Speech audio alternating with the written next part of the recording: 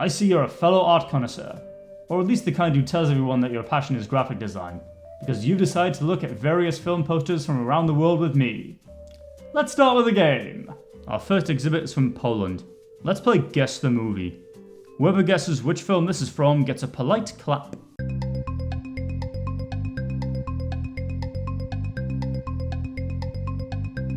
It's Revenge of the Pink Panther.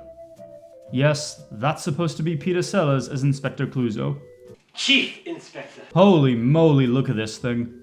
If I could describe the feeling this poster invokes in one word, it would be agony. A deathly pale Clouseau screaming out with a body that looks like it's been flayed raw, sweating so intensely that sweat is bursting out of his biceps. All to advertise a zany comedy where this happens. Now, I'm aware of the bizarre style of old Polish film posters, and I'm all for it. A whole bunch of videos on YouTube have already been made discussing surreal Polish poster art, and for the most part, I think these posters are great and were a cosmic way for artists to flex their creative talents. And it makes me wish society was more open to abstract ways to advertise films. What sets this one apart from the rest is it's one thing to advertise a drama, thriller, or horror this way, but a Pink Panther sequel? For contrast, this was its poster in the English-speaking world, standard for a Pink Panther so far. We have the parody of the Jaws 2 tagline, and this was the same year Jaws 2 came out, so this poster might be patient zero. There's the Pink Panther giving you a look like he just banged your girlfriend and gave you both chlamydia as he stands over a crushed Clouseau, who will now be in a wheelchair for the rest of his life. Then there's a more striking poster making a joke about Montezuma's revenge before anyone else can. 6 films in and a ton of cartoons, the Pink Panther's clearly gotten high and mighty in his Aztec Emperor gear. Fame and success has changed you, my Panther pastel. He's even being advertised as a new great Super Panther, like calm down. The Polish poster looks like something from a sitcom episode where the characters find an avant-garde artist to make something for an exhibition, and near the end the art is revealed in front of a crowd who gasp and leave in disgust, complete with a woman in a fur coat and a fancy hat saying, "Well, I never." Since I just mentioned Jaws 2, let's have a gander at the posters for Jaws 3.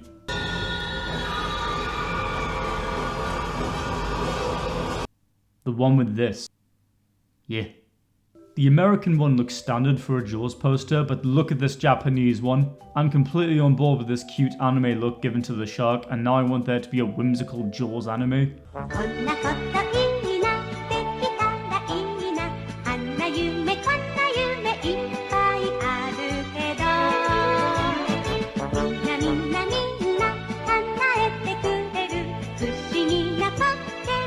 Why is Popeye in this poster? Now, how many of you have seen Excalibur?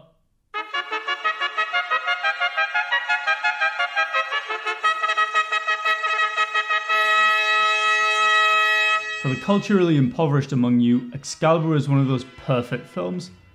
There's no way Arthurian legend could be better depicted on screen. Everything is stellar in terms of story, characterization, music, costume, art design, and atmosphere. It's a hallmark of epic fantasy and pure visual poetry from start to finish. It was also the inspiration for this phenomenal trailer for Texas Chainsaw Massacre 3.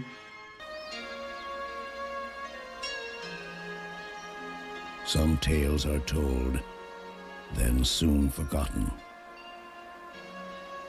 But a legend is forever.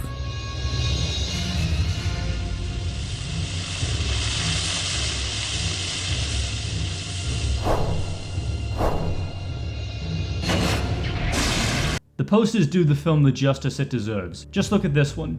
You know you're not going to watch just another fantasy flick. You're looking at something among the highest achievements of man in depicting passion, chivalry, and the fate of a kingdom on screen.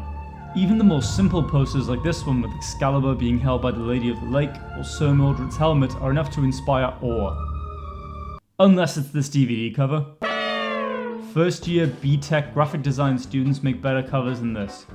A couple of images of King Arthur against a picture of a blurry field you took while in the car, with a snapshot of a castle you took from your holiday to Spain in the background. This doesn't look like a grand fantasy epic, this looks more suited to be a car insurance advert. 0800 00 1066. Now for round 2 of Guess the Movie. Nobody? Nobody? The more observant of you will have deduced from the names in the corner. That's right. Yes, this is the Czech Republic's poster for Ghostbusters. Just look at this aberration. The longer you observe it, the longer you ask, why? I'm not even going to describe it in detail. I'm just going to go about my business while you mull over this.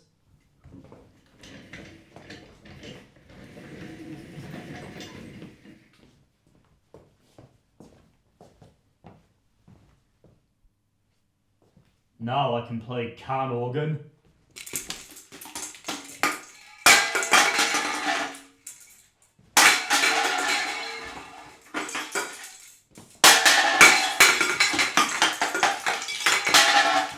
What?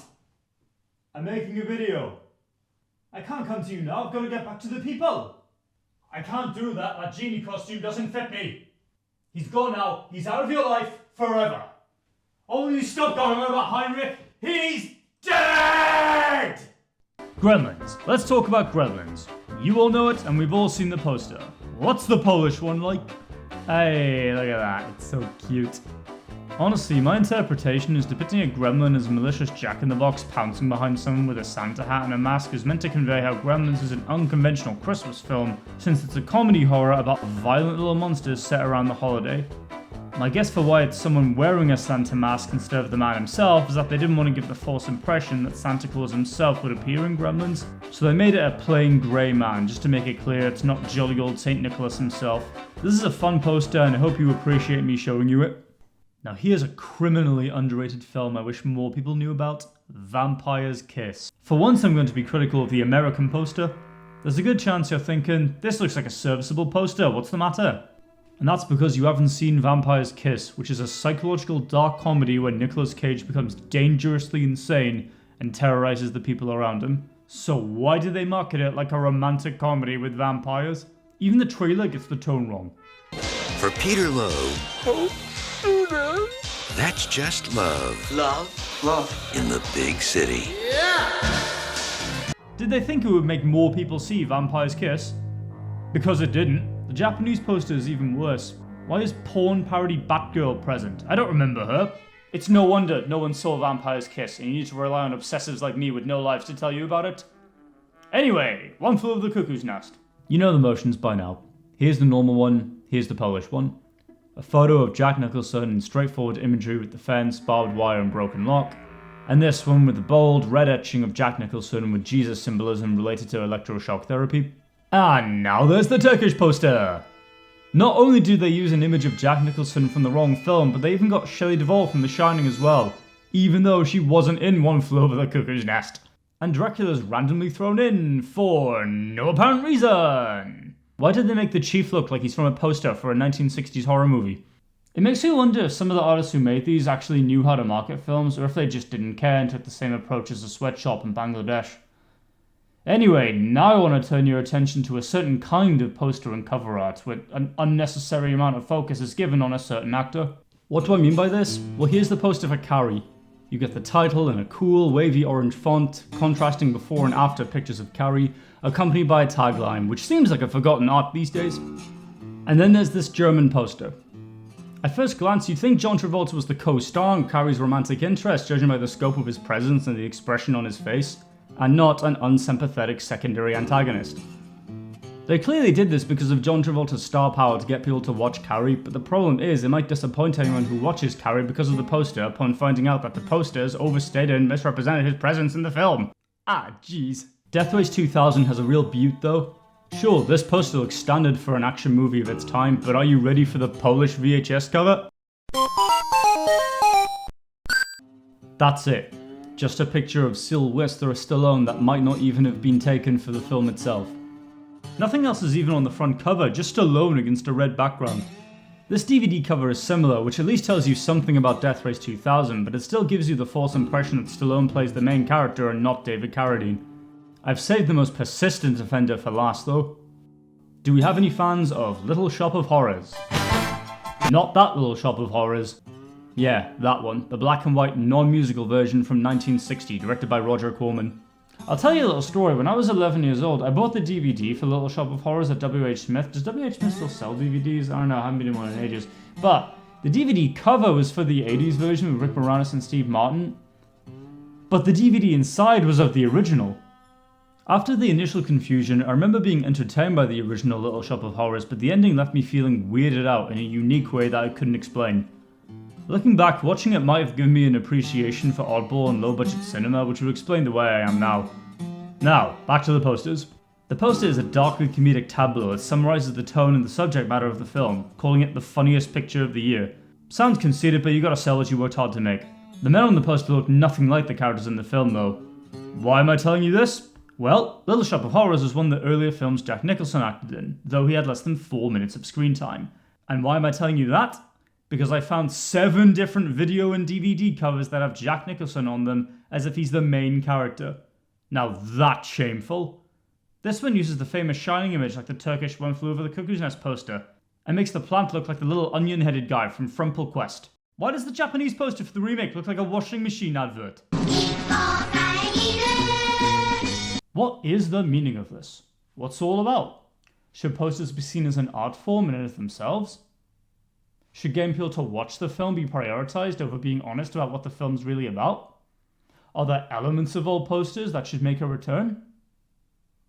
There's not rhetorical questions, I actually want the answers from you. I'm a fraud. I don't even know if this is the correct way to wear a beret. Is it? I don't know, I'm a fraud!